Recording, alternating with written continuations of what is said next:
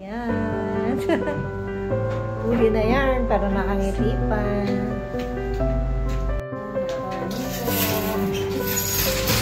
Hindi na lang. Okay na? Para ready na tayo sa ano. Pero okay na yung paa mo. Relax mo ulit, ha? Yan. Kailangan na kailangan. Ang galing. Ito na nga. Okay. Kaso may naman ang tulong. 46. Okay. Diyos ko. Napagod din siya. At saka ako. Hiningal ako. Pag matanda. At saka mataba. Congrats! Nakaraos na ang baby na. Nakaraos na si Jazz.